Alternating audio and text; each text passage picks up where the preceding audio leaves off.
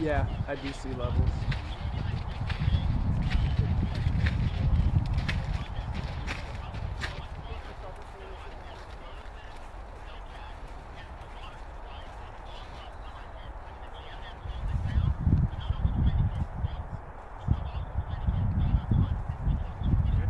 Yeah. Does it say what your color temperature is? It's 5350.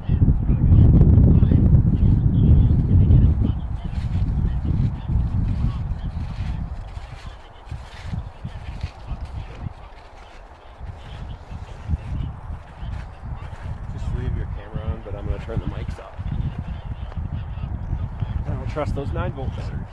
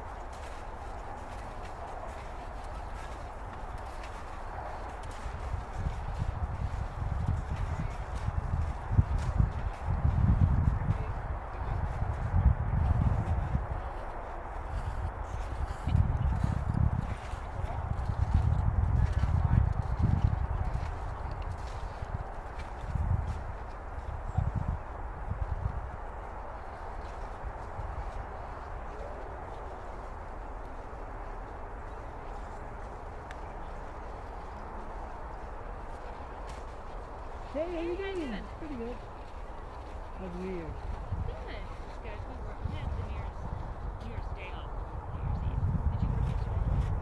Yeah. I'm working since Christmas. Straight? Yeah.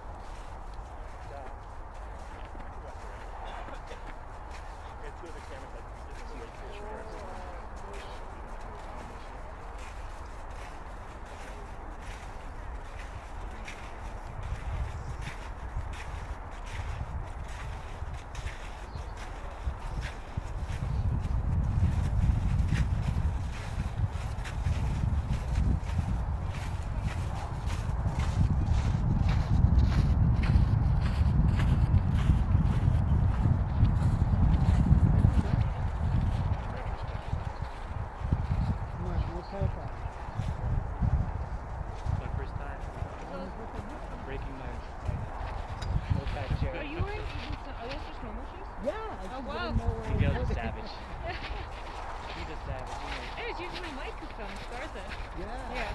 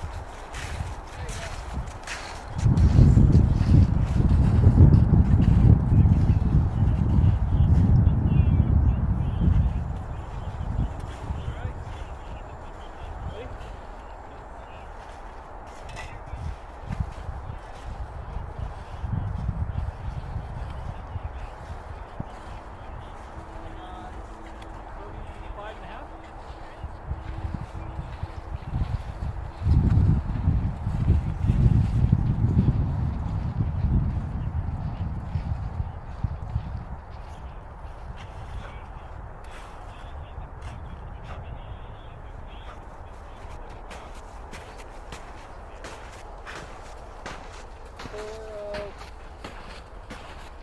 31.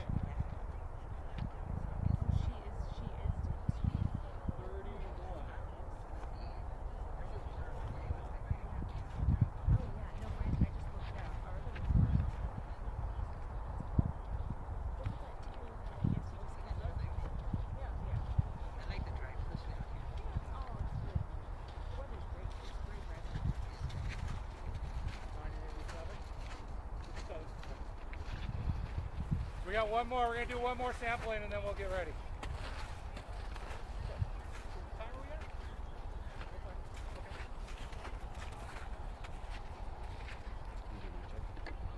Can you hear me? Okay.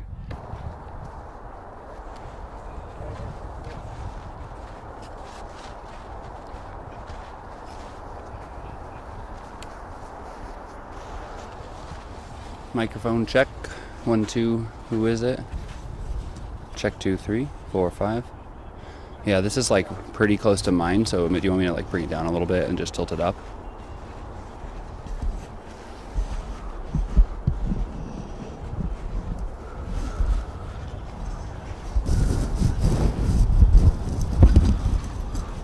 Check 2, 2, 3. Hey, hey. Microphone check. 1, 2, 3, 4.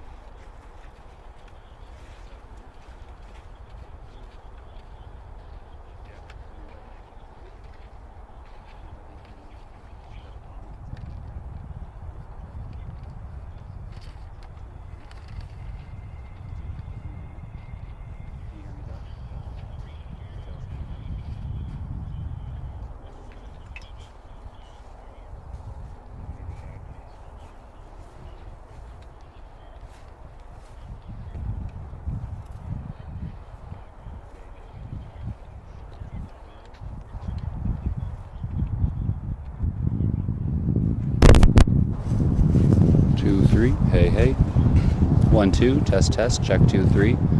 Not really talking that loud. Not talking in press conference volume, really. You want me to talk louder? Talk louder. Press conference volume. As if I actually wanted people to hear me. Microphone test. Still fairly soft. I'm not yelling. You good? Chris will be louder, most likely.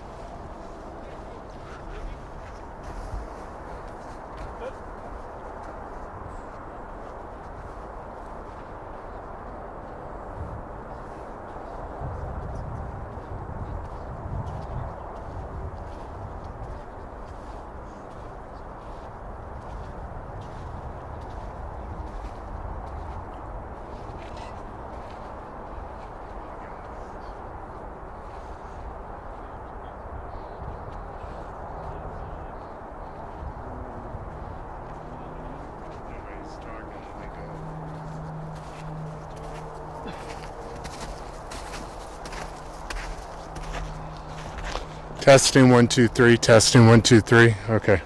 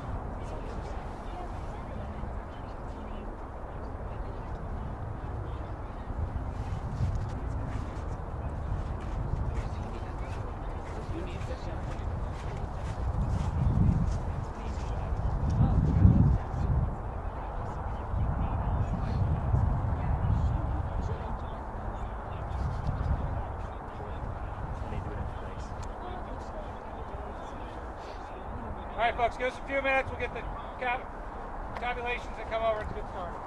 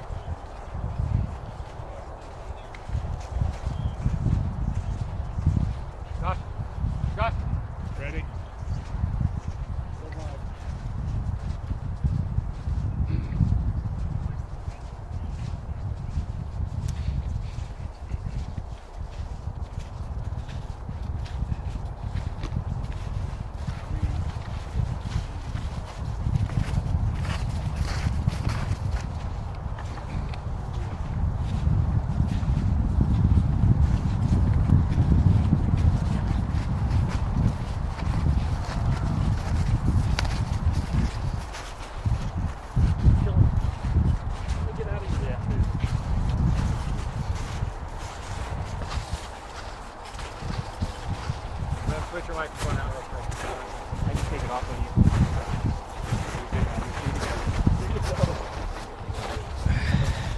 That's good, Mike. Good height. All right.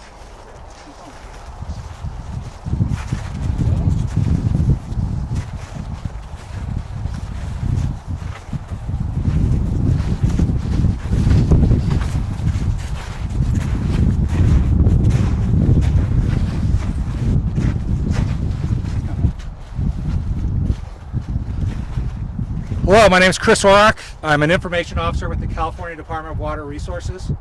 Today is January 2nd, 2020, and we're here for the first snow survey at Phillips Station Snow Course. I'm joined today by Sean DeGuzman, who's the chief of DWR's Snow Survey and Water Forecasting Section, and Dr. Michael Anderson. Dr. Anderson is DWR's state climatologist. Sean's going to bring the results of today's survey to you and talk a little bit about our snow survey program and our partners in the California Cooperative Snow Survey Program. And then Dr. Anderson's going to talk a little bit about California's climate, what we're looking at as an outlook, what we've seen over the last couple months, and what's shaping up for the rest of the year, and how climate change is affecting our snowpack. So this time I'd like to introduce Sean DeGuzman.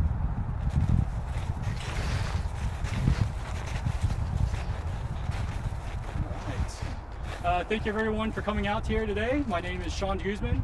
I am the Chief of Snow Surveys and Water Supply Forecasting with the California Department of Water Resources. We're here for the first measurement of the year, our January survey here at the Phillips Station Snow Course.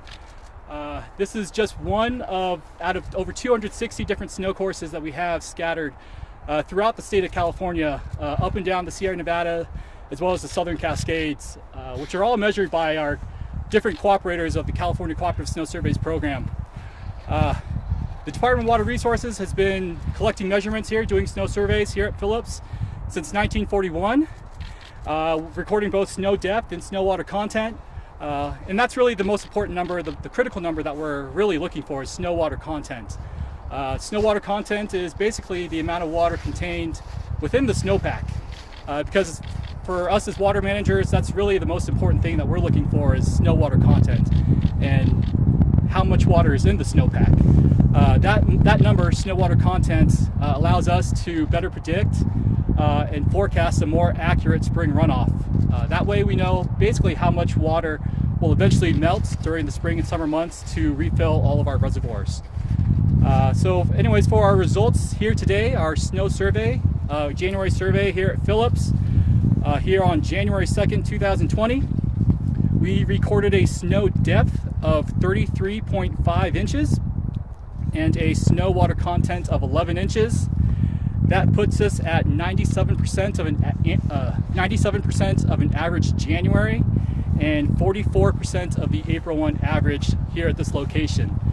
The April 1 snow metric is a snow metric we like to use because in terms of snow water content, that's typically when the snowpack is at its peak in terms of snow water content. So we know how much water is in the snow, typically. So can you give us those numbers one more time? Yeah, those numbers one more time. We have a snow depth here at Phillips, depth of 33.5 inches, a snow water content of 11 inches, and 97% of an average January, as well as 44% of the April 1 average here at this location. In comparison to our statewide automated snow sensor network, as of this morning, our statewide snowpack is currently at 90% of average, and that's from about 130 different snow sensors located statewide. Other than that, I want to go ahead and take a few moments to recognize a few of our partners with the California Cooperative Snow Surveys program. Our program was actually established in 1929 through legislation that appointed the Department of Water Resources as the lead agency to manage the program through a centralized location. Some of our cooperators come from about 50 various local, state, federal, and private agencies, as well as municipalities. They come from all the national parks here in California, such as Yosemite, Lassen, Sequoia, Kings Canyon National Parks, as well as the U.S. Forest Service, Natural Resources Conservation Service. We also have some of our cooperators such as Turlock Irrigation District, Merced Irrigation District, Kings River Water Association. Around here we have El Dorado Irrigation District as well as Nevada Irrigation District, as well as the City and County of San Francisco. Some of the municipalities that are a part of our program include SMUD, PG&E, as well as SoCal Edison.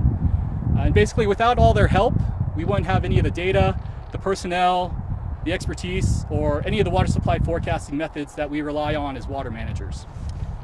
So with that, I'd like to pass it on to our state climatologist, my colleague, Dr. Michael Anderson.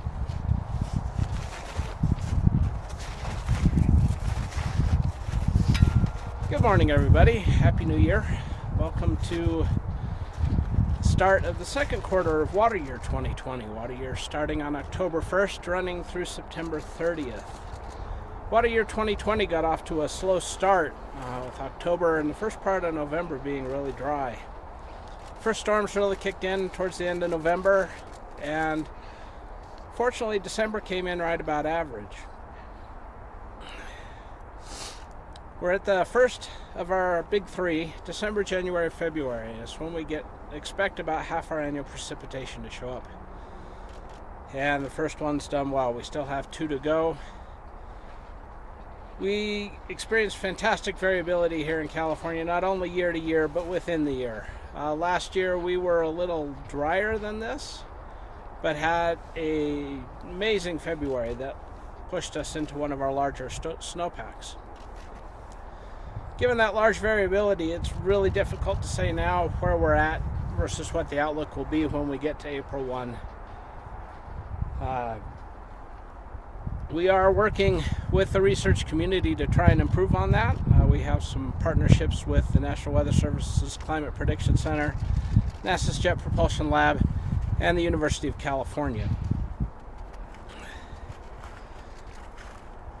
Looking ahead, as the world continues to warm, it's important to continue these measurements where we have a long period of record so we can track the change. And watch as our expectations are of both the amount of snow at this elevation decreasing, as well as an expectation of that peak snowpack starting to creep into March.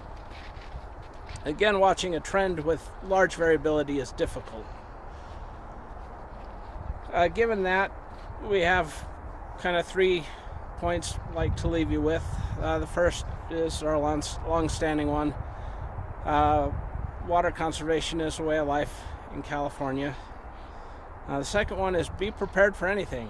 A single atmospheric river storm can bring a fantastic amount of water in a very short time and change conditions in a hurry. And given that, in those areas that have experienced wildfire, you have additional risk due to post-fire environments and debris flows. With that, I'll hand it back to Chris. Thank you, Sean and Mike. We'd like to open up to any questions now. Vicki? When are the 260 manual electronic snow courses come into play? I know when you said today's measurements, it was a little over 100 of the snow courses. I'm sorry, could you? You initially said there's 260 snow Yeah. courses, but today's measurement statewide was out of like a little over 100. Oh yeah, so we have 260 different snow courses that are manually measured just like this, and we have about 130 different automated snow sensors that are in the ground where we can get real-time measurements. So on the manual, we start as the snow appears. Some of them might not be every month, right? Yeah. With the manual snow surveys, we do those typically about 4 times a year. Some in January, some in June, but typically February, March, April, and May. And then the automated snow sensors, those are maintained by various field staff that we have in-house, as well as our cooperators with the program. So there's nearly 400 then, 260 and 130, or is it 265? 260 snow courses, just like this, Yeah. and then 130 snow sensors. Yeah, 390.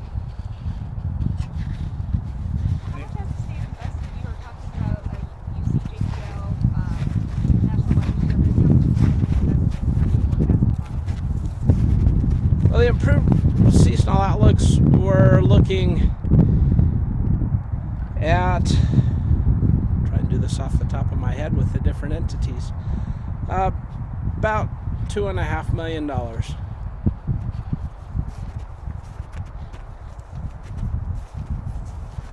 Any other questions? Well, with that, I'd like to thank you for coming out to our January snow survey here at Phillips Station Snow Course. Our next survey will be January 30th. That's a Thursday, right back here at Phillips Station, starting the snow survey 11 o'clock and the press conference after that. Thank you, and all have a great day.